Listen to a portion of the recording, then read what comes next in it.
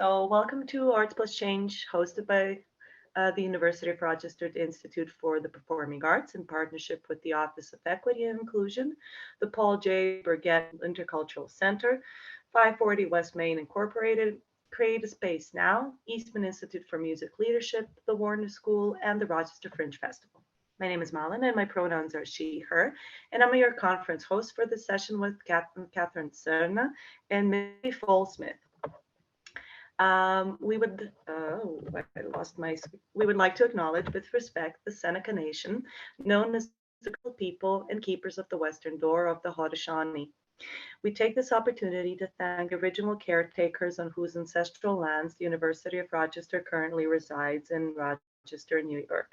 As we come together, we want to honor the many lives tragically taken too soon in recent events by acknowledging the need for commitment to constant action and attention surrounding the systematic issues that continue to impact each of us to this day. There will be discussion of trauma-informed teaching and addiction and recovery in this session. Please do note.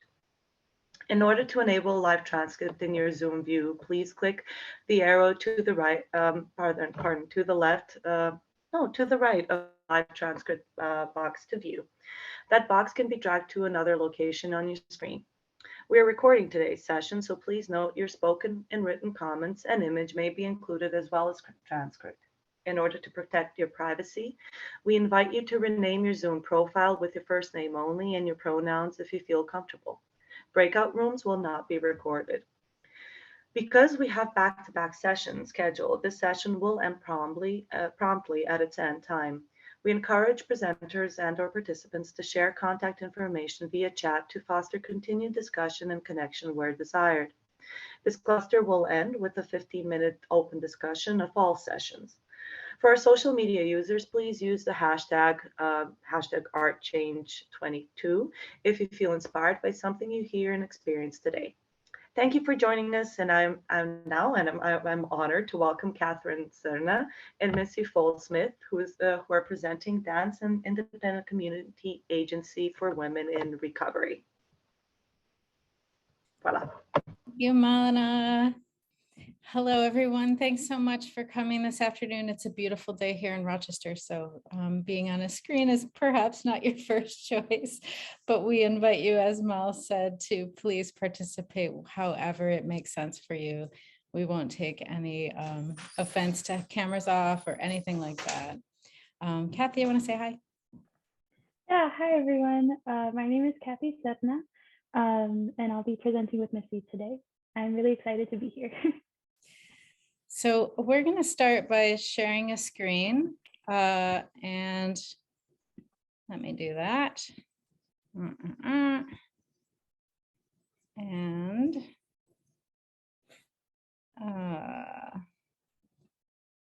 there we go. Is that going to work? No? Hey, yay. Does that look right? All right. So we're first going to just give you a quick overview of what we're doing here today. And we're going to be talking a little bit, we're going to be doing some activities with you. We're going to ask you to participate if you're interested and willing. We're going to be talking about a community engaged course that we just completed. We worked with women in recovery and also older adults and a community predominantly of people of color. That community I've worked with for over a decade, the Women in Recovery. This was our first real experience with them. So it was very different populations in many ways. And at the same time, there are a lot of similarities. So we're going to focus on the women in recovery for the most part. It was a collaboratively designed course. Kathy was helping me since the summer before. So this was a spring course that just happened this past spring. But Kathy started working with me last summer as really a partner in planning. She did enroll in the course, but she really was more of a TA kind of a thing. And in many ways, we were very much a team in the course, and we set that up right from the beginning. And our partners, our community partners, meaning the staff and all the participants, were also part of that team. And so we really laid that groundwork right from the beginning. because we felt like it was important to, as much as was possible, diminish power differentials and have us all be part of a learning community. And we knew that we were going to be learners just as much, if not more, as our community partners. And that definitely ended up being true. Kathy, I'll pass to you if you want to take over from now. Yeah, definitely. So beyond the collaboration between Missy and I, there was also definitely a collaborative design to the course. So when Missy and I were first planning it last summer, we met with a few different organizations before we moved forward with Jennifer House and Community Place. But in every single one of those meetings, we made it very clear from the start that this would be a collaborative process from the beginning, and we would never assume that we knew what each organization needed or wanted to see from us or experience from us. Every movement experience would be crafted very particularly and uniquely for the partner communities themselves, and based on the needs that they expressed or just the wants that they desired. So some of the main pillars that we focused on while we were working with these partners was self-awareness, community building, collaboration, personal expression through dance and movement, and personal agency. These came through in a number of different ways. Some of our specific classes focused on these as a sort of theme for the class, but these 5 were sort of the overarching themes that we carried throughout the semester. We also had a number of guest teachers come in, and this was particularly at the beginning of the semester before we started meeting with our partner organizations. And these included talks about domestic violence or systematic racism in Rochester. And this was just to expand my classmates and my own horizons. Some of us we were all coming from different educational experiences. So some of us had worked with different populations before, and some of us had never, or some of us had taking community engaged courses while others hadn't. So we were all coming from different backgrounds, and it was important for us to each sort of dig into what our own biases were and be aware of that before we began interacting with these populations. And one of the most notable guests that we'll speak on was Dance Exchange, who we actually had a few different experiences with, but we had one experience with them at the beginning of the semester and another reflective session with them towards the end of the semester. So it was very influential. And one of the activities that we got from them will be coming up a little bit later. Thanks, Kathy. And so I'll just say just one brief other thing about our guest. Kathy mentioned bias, and part of the reason we wanted to have different voices come in and talk about the systematic racism that has kind of affected the economic differences that exist in our city. It was important that we understood that that was through no fault of their own, and that coming into meeting people who we may not have ever experienced before or ever have interacted with before, that we didn't have come in with any judgments about that. And so I felt like that worked fairly well. And yeah, and like Kathy said, we'll talk a little bit more about Dance Exchange as we go forward. So one of the things that we did don't look at that yet. I'm trying to include the chat, this little Jamboard here. So I just put it in the chat, but we talked about community agreements with Dance Exchange. And I've experienced this in institutes that I've attended through them. They're an organization that was started by Liz Lerman many years ago in Washington, D.C. Liz Lerman has now moved on, and I think Liz is now in California, but Dance Exchange is still very vibrant in community work. And so we created community agreements for the course, but we also created community agreements with our partners. So if you wouldn't mind going to the, so don't look at that. I'm going to stop the share for a moment. Going to the Jamboard through the chat. Each of us will be able to contribute to this. And so what we asked from the community, from our partners and from one another is what do we need as we enter this space together? What do we need in order to feel safe, in order to have fun, in order to be able to be productive? And so we gave a couple examples and then we invited everyone to contribute. And so if you click on, is everyone able to access that link? Great. Okay. Missy, I think that this might be a view only link. I'm not sure if everyone's having that issue. Yeah, it is view only. I think I'm getting the option. I can change that right now. Editor, done. All right. And how does that work?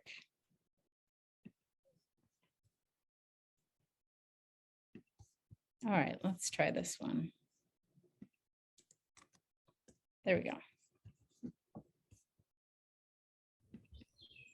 I just had to refresh my page and it worked. I was about to say that, yeah.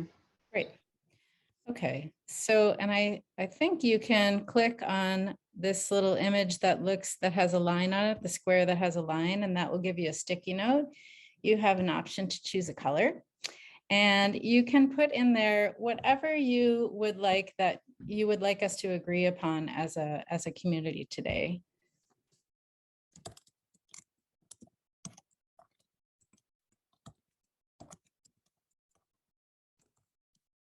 Just take a moment to do this.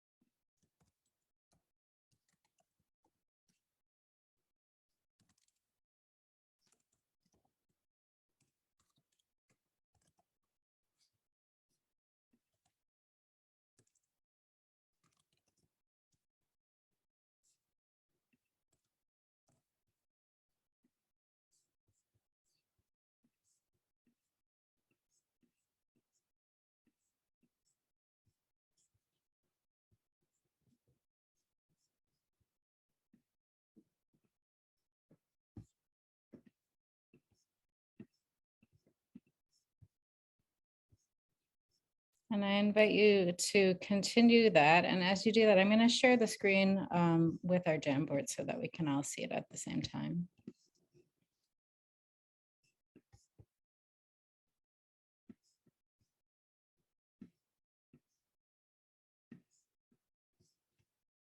There we go.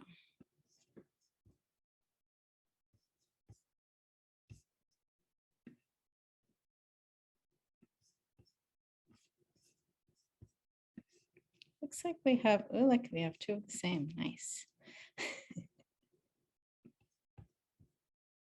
Looks like we have a nice collection. You're more than welcome to continue to add. And we're wondering if anyone would be willing to read the green Post-its. To turn on your microphone and do that for us. I can do it. Great. Oh. Hi, it's okay not to be okay. All emotions are welcome. There is no wrong choice or answer. Presence even if off camera, patience, listen carefully to others, and embrace the new sensations. Thank you, Rose. Would anyone like to read the yellow?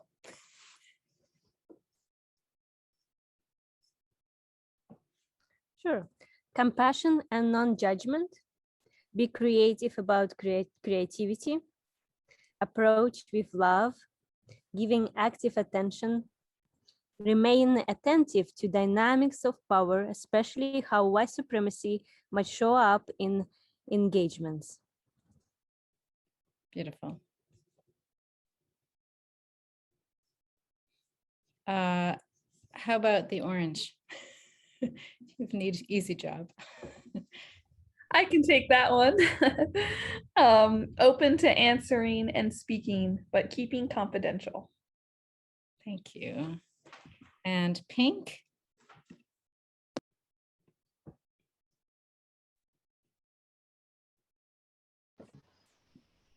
I can do those. Everyone is an expert of their own experience, respect and care, kindness and consideration. Thank you. And what is left? The blue ones, I think. You are the expert of your own experience. All emotions are welcome, and be curious about any discomfort that may arise. Fantastic. Okay, are we all in agreement about those requests? Yeah, thank you. All right, I'm going to go back to the other screen.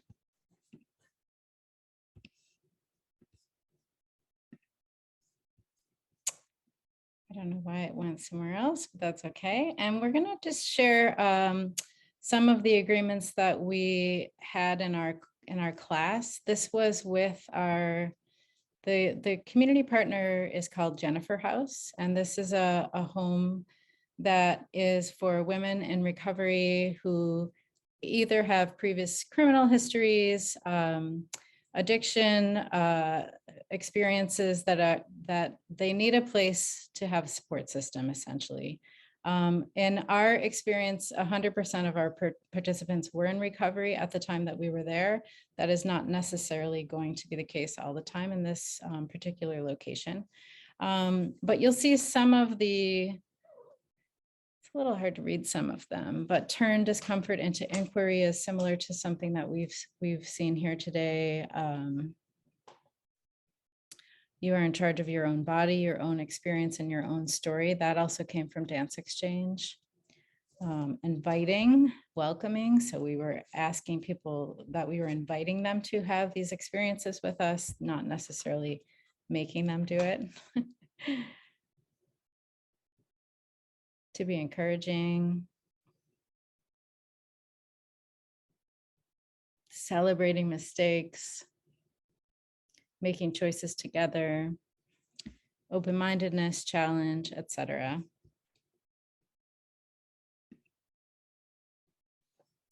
So, Kathy, it's a little hard to see everyone there. There we go. Kathy, did you want to start with this one? Yeah, so when Missy and I were first curating this class, we did some research on trauma-informed learning and teaching. So before we get started with our actual discussion, we just want to give a little bit of a base or foundation for what is trauma. And so we've included a few quotes here. I'll read the first one. A blow to the tissues of the body, or more frequently now to the tissues of the mind, that results in injury or some other disturbance.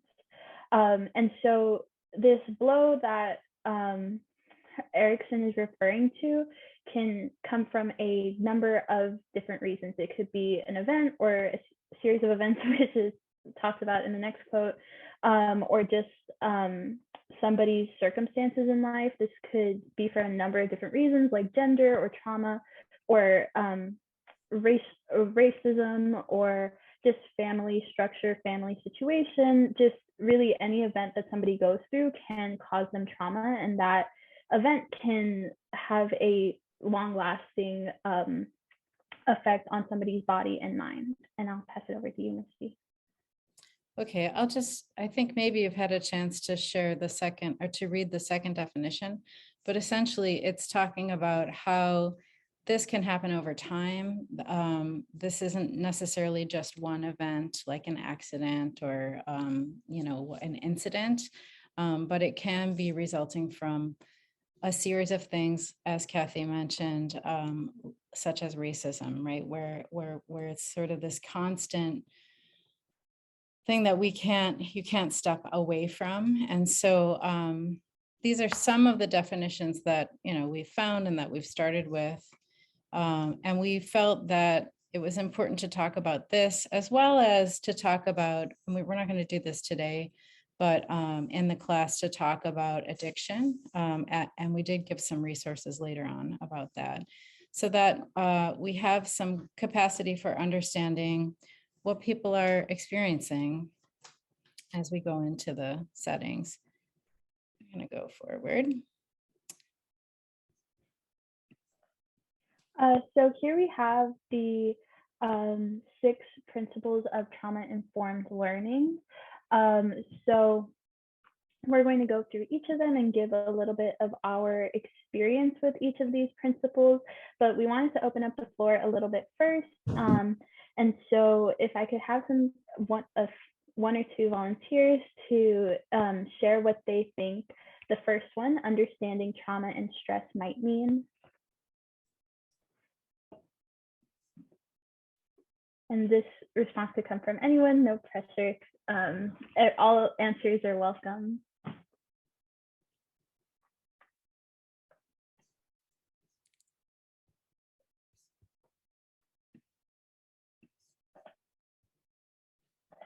Okay, no worries. So basically understanding trauma and stress, it's sort of related to what I talked about a little bit earlier, just setting yourself up to have a good foundation before entering a certain space. Whenever you're going to do trauma-informed teaching, to make sure that you understand what trauma and stress are. So this is why we had a lot of those guest speakers come in, like I said, so that we could sort of unpack our own biases without carrying them over into these new spaces where they might have been harmful, even if that harm would have been unintentional or anything like that. And so in addition to some of these guest speakers, we also had a number of readings and videos that we looked at, so that we were constantly reminding ourselves of this understanding that we needed to maintain. So this wasn't necessarily just at the beginning of the semester. It was something that was always coming up, both in our, like I said, readings and course selection that we had to look at, but also in our conversations as well between classmates and with Missy and everything. And so something else that we wanted to talk about was this complex power dynamic that we needed to handle, particularly with the Jennifer House. So like Missy said, we were working with women who are in recovery, and the Jennifer House provides a sort of basis for them to gain support while they're on that journey. And so there is a power dynamic between the staff at the Jennifer House and the women who are living there. So inherently and almost unavoidably at times, there was a sort of power dynamic between us and the women who were living in the house. And the reason that I say that is because while we were always reminding the women like that they always had choice over their participation, and nothing that we ever did was mandatory, or our classes weren't mandatory necessarily, or they always had the choice not to participate, there was sort of friction with that, since the staff was counting these as mandatory activities or mandatory events.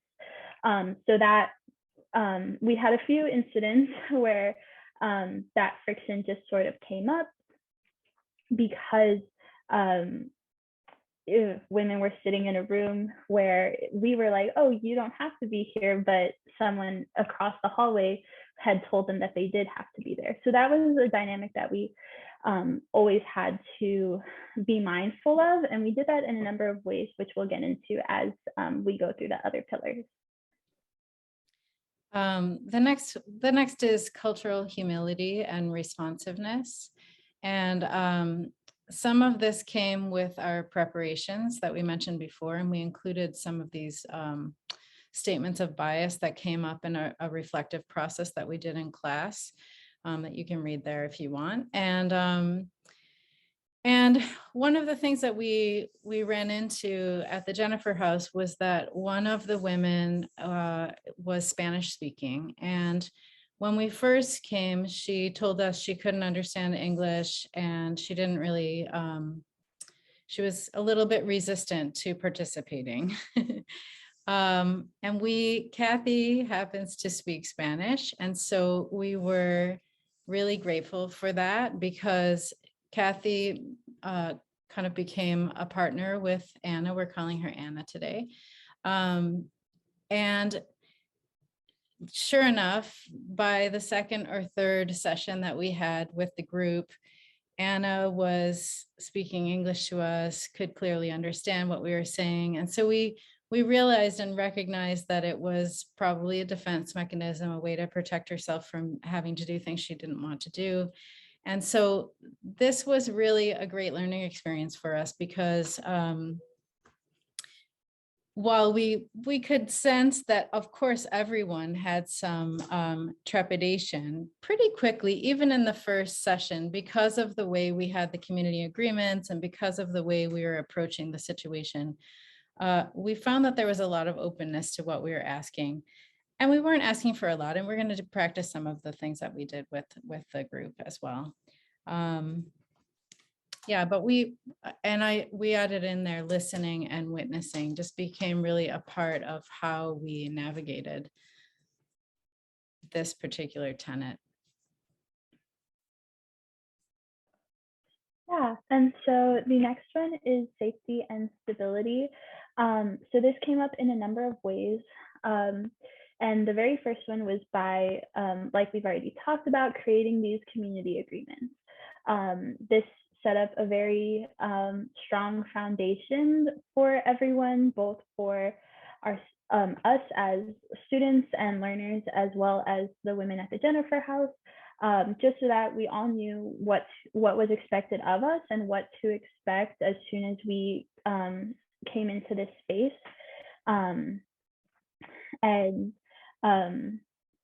Yeah, another way that we did that was through ritual. This was really important. It was just an activity that we did at the very beginning of the class, or the beginning of every class. And every week it was a little bit different, but normally it was a collective breath.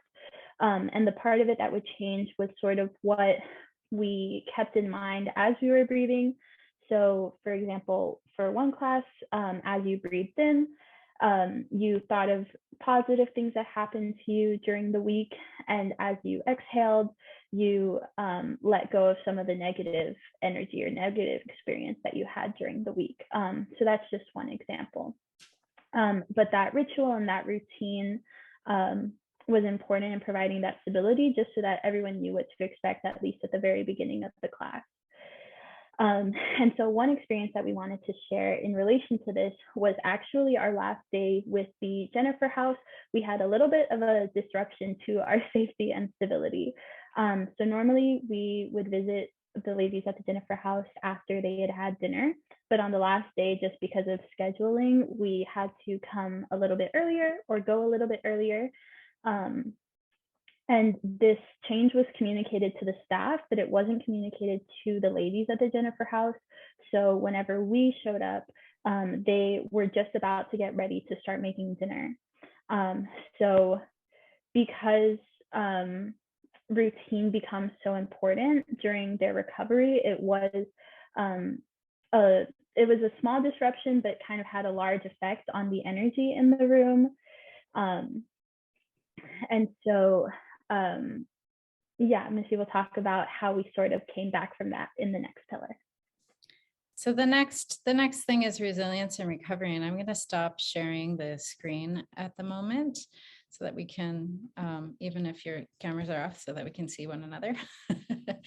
And so part of resilience and recovery is the support of the community, which we had been building throughout. And one of our students, her name is Javilla, that's Javilla's energy ball is what that said. She had an exercise that she wanted to share that was about passing this energy ball around. And we would like to try that with those of you who are willing and interested. We invite you to turn on your camera if you like.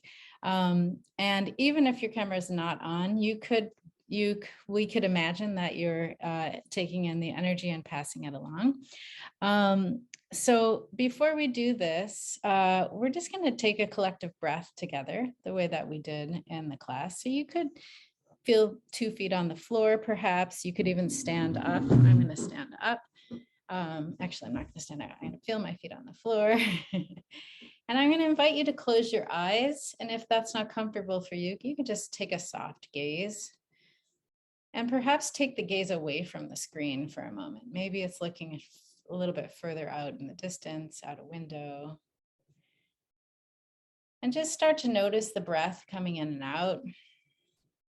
Notice what's happening in the shoulders and the jaw, the space between the eyebrows on the face.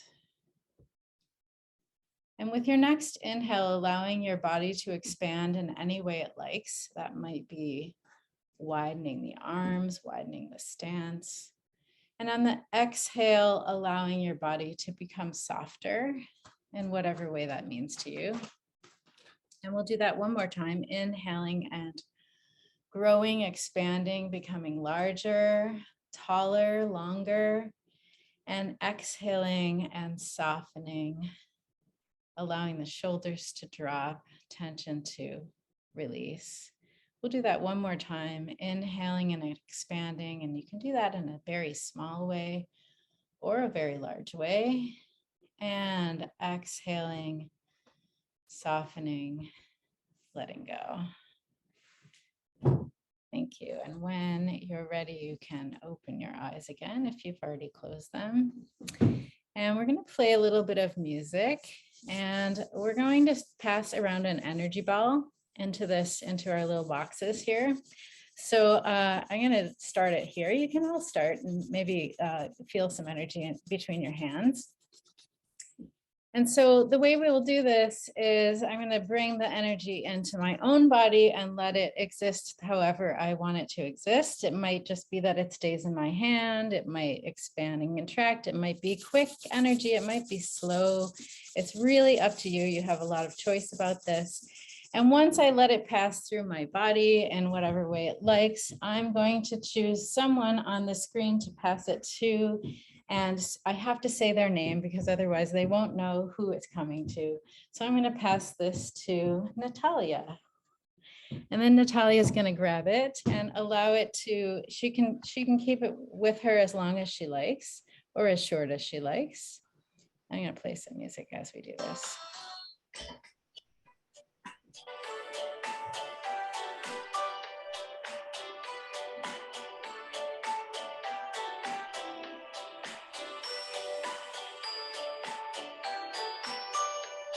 And I pass it to Malena.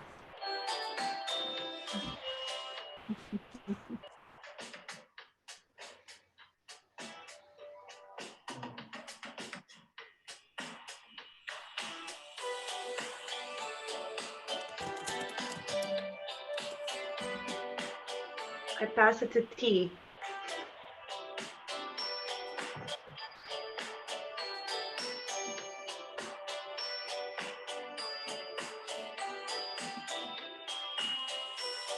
Pass it to Rebecca.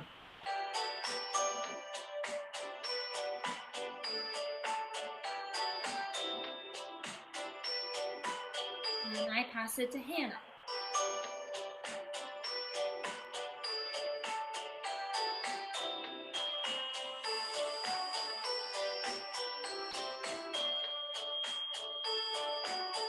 Pass it to Anne.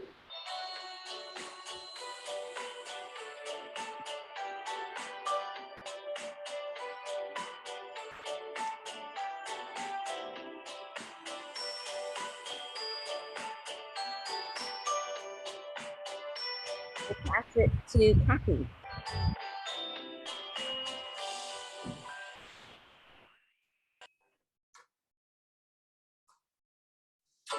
I'll pass it to Rose.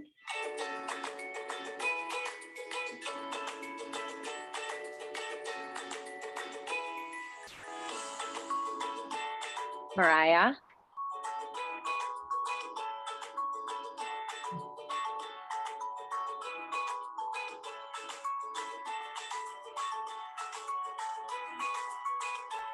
Kristen.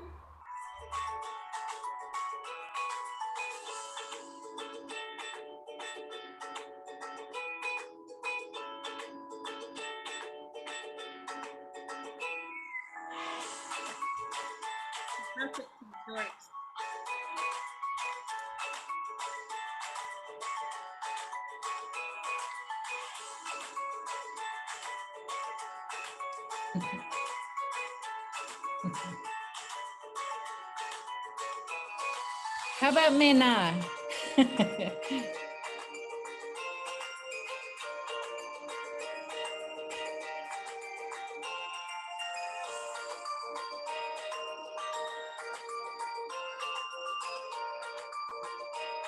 Molly?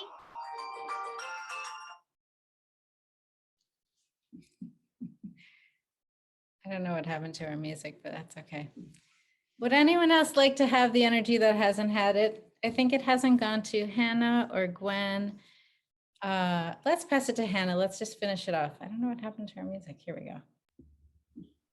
I did get it, but I'm happy to Oh, get you it. did? Oh, sorry. In the beginning, I think. Yeah. And who else? You said Gwen? Gwen, yep.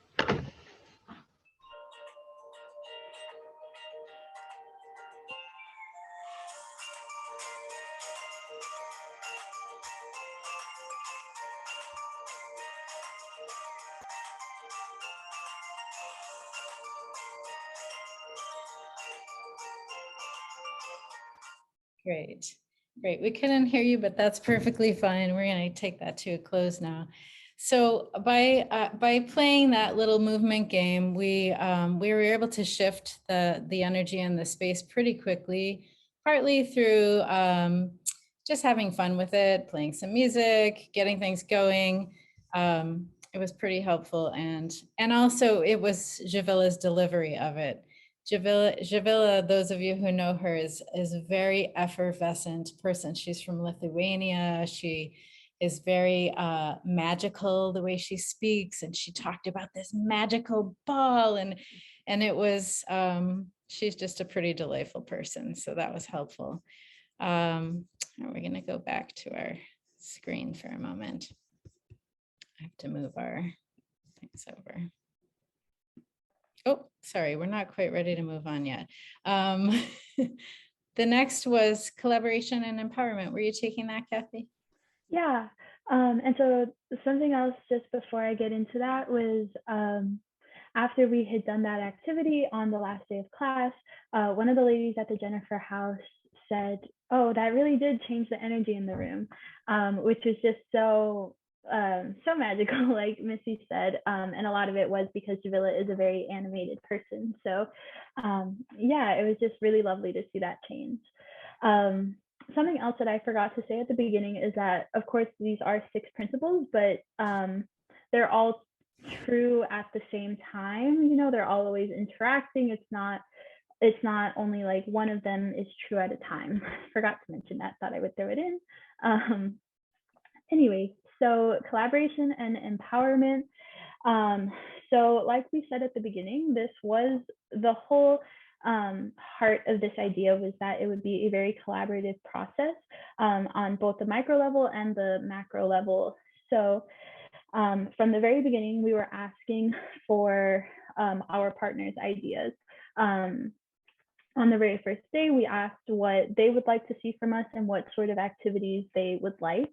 And this could be as small as what music they would like us to play while we were having our activities. For example, some people said that they wanted to learn TikTok dances. So in one of our first classes, we came in with one TikTok dance, and then another person said they wanted to learn some Latin dances. So closer to the end of the semester, we brought in some bachata to offer to people. So yeah, everything that they shared that they would like to see, we tried our best to deliver on.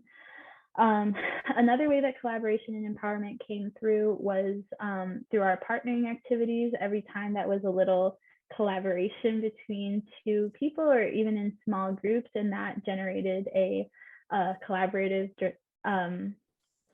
generation of movement. And yeah, the last thing I'll say about this is that we always reminded all of our community partners that they had a choice over their participation, and that was completely up to them, whether that was that they would fully participate the way that we were inviting them to, or if they would just hold space for others while they were moving, or choose not to participate. And this could change every day. This could change from the beginning of a class to the end of a class.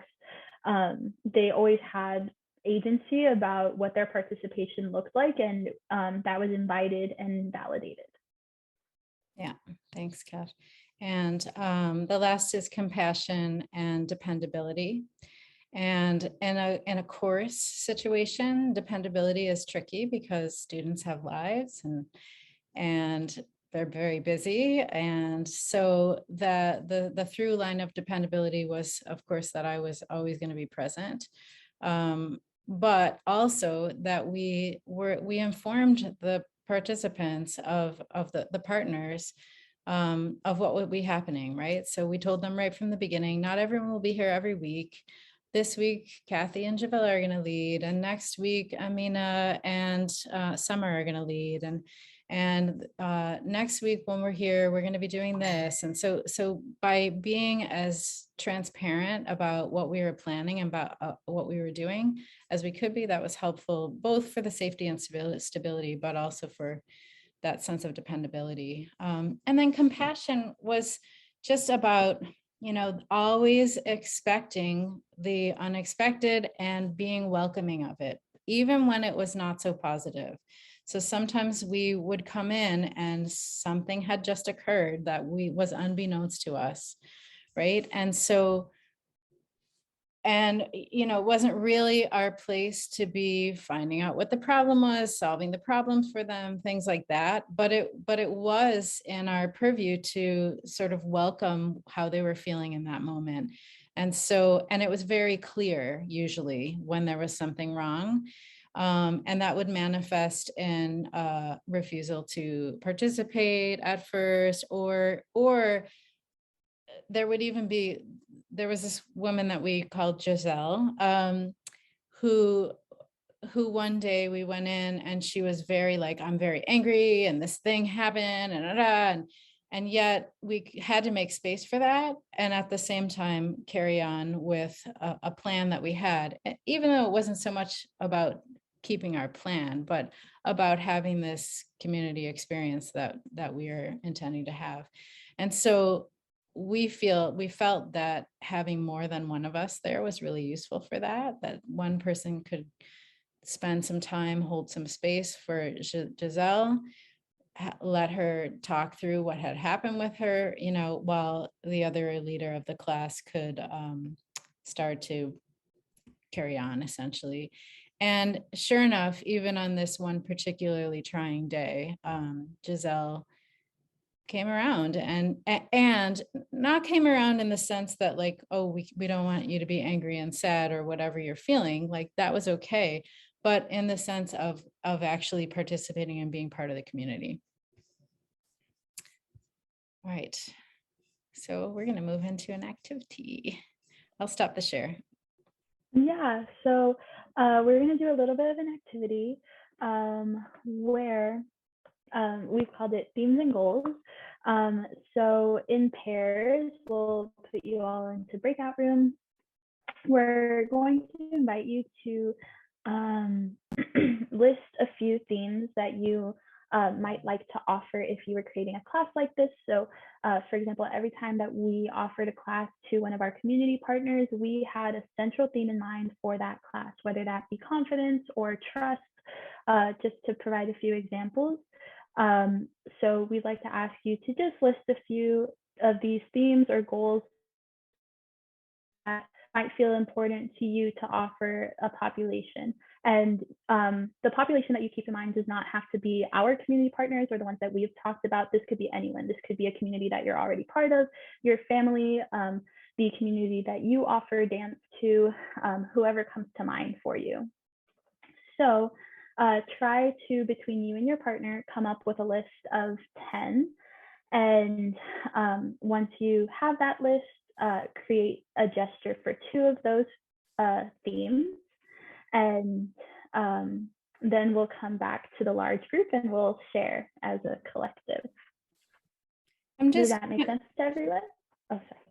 And we're gonna do 4 breakout groups, and I'm gonna assign it automatically. So if you are in a place that you can't participate in this, it's fine. There's gonna be more than 2 people in the room. You could just listen, and if it happens that you get into the room and no one's really willing to do this, that's okay too. You can make your own list, or you could take a break or whatever. But we're gonna give you 3 or 4 minutes to do this, and then we'll come back. So these are just general overall themes of things you might like to center your plan around. Does that make sense? Are there any questions? All right, so I'm just gonna create, and here we go. You may have to click on join.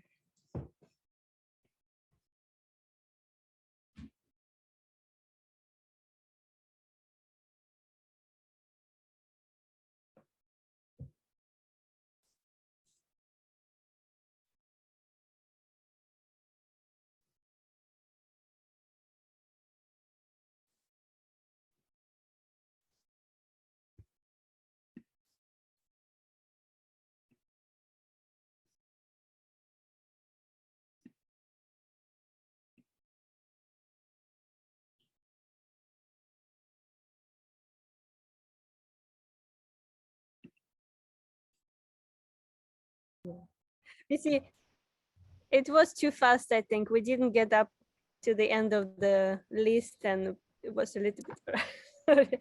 I apologize. We have such a short time, so we're just gonna say that it's a work in progress, and that's perfectly fine, right? So perhaps people, if you would like to turn on your microphone or even stick in the chat, just a couple of your favorite themes, maybe. Yeah, I can share for our group. I jotted them down.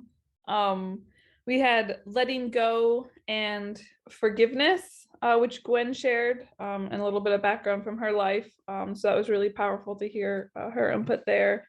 We also said embracing the learning experience and being okay with being bad at it, and creating safe spaces.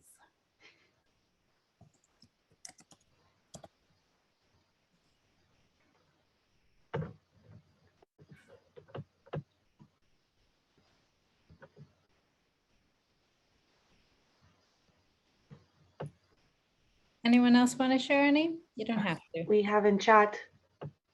Oh, we have some in chat? Yep. Nice. Oh, great. Great. Creativity, listening, self-reflection, envisioning, empathy, enthusiasm, trust, friendship, belonging, surrender. Great. Awesome. All right, I'm gonna share one more time.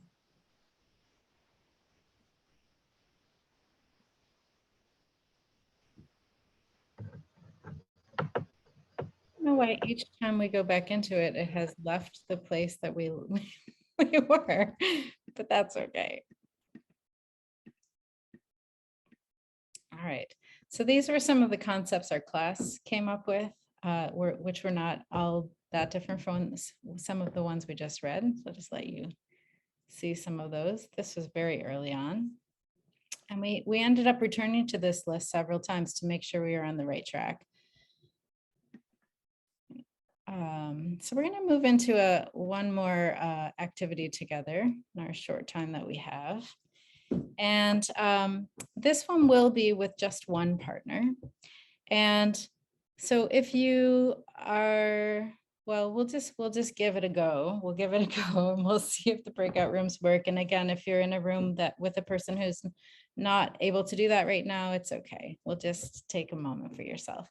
But the way this will work is that we have a leader and a follower. And the idea is not only active listening, but like this concept of seeing and being seen, but also choice, right? And this personal agency that we found in this very tightly controlled environment in many ways. There were a lot of house rules, there were curfews, there were certain times of the day that things could happen and certain times that things could not happen, et cetera. That like giving a lot of choices was A, unfamiliar and not always completely comfortable, and B, refreshing and welcome, right? So again, giving options all the time was important. So it starts with a leader and a follower, and then you'll switch that. And the leader will just make a movement, right? So Kathy's my partner at the moment. So I'm going to just create a movement. And it's like a call and response. So I may do something and Kathy will respond. So we start simply that way, right? But then we start to invite your choice of response. You can choose not to respond.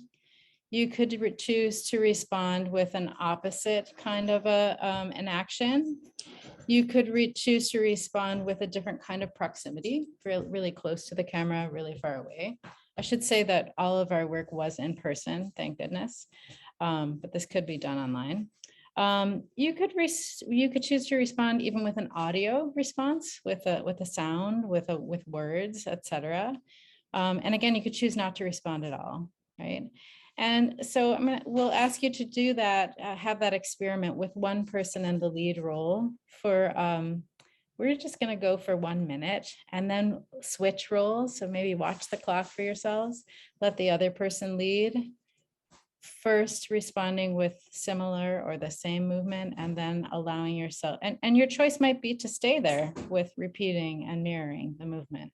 But it might be to do something very different and to just notice in yourself what's happening as that's going on. So that's the rules. Those are the guidelines. Any questions? All right, so we're gonna just try, let's see.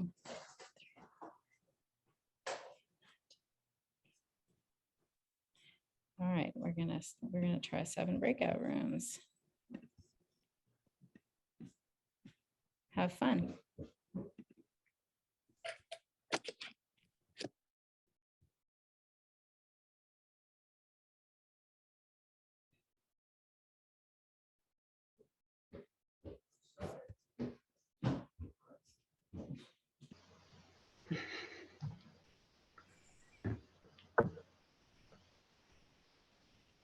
Missy, I think everyone is coming back. Yes. Yes. We're waiting for the countdown. Yeah. Exactly. We have so little time. Yeah. Well, it's never enough. No, it's never enough. That's right.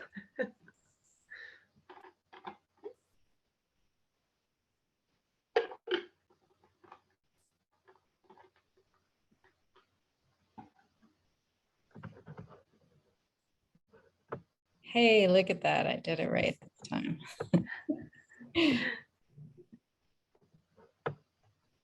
So because we're almost out of time, we are not going to reflect on that process, but we're going to tell you that reflection was an ongoing process for us. And we're just sharing some of the images of some of the ways we did that. We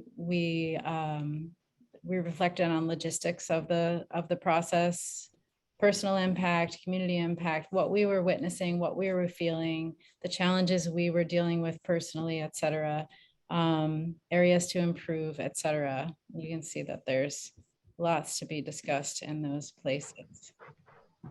One of the other reflective processes we did with the group and with us, with the class, is this I want you to know. Kathy, do you want to talk about the rest of this? Yeah, so a few different ways that reflection came up was, like we said, we met with Dance Exchange at the beginning of the semester, but we had a second session with them that was mostly reflective and mostly talking about how to go about reflecting with our community partners now that we've come to the end of the semester. One of my classmates created a presentation on trauma-informed teaching, just to sort of refresh that for us going forward outside of the class. And then we were constantly having discussions, both in class on our Blackboard discussion board and even in the car on our way to our sessions and on the way back from that. So yeah, it was just always an ongoing process, like Missy said. Yeah. So we're just sharing some resources here as we wrap it up. That was an image from outside of the house, some craft that they made, not unrelated to what we were doing with them. But these were some of the resources that we used both for the class and to prepare for the experience itself. And so I'll leave that there. I'm also happy to share that via email if people want that. You can stick your email in the chat. But I'm going to stop to share right now. I think we have to wrap up. So we will have time in the processing discussion after the next session. So we will definitely welcome your feedback and input, but I think we packed in too much for 1 hour as usual. So thanks for being here. Yeah, thank you, everyone. Thank you.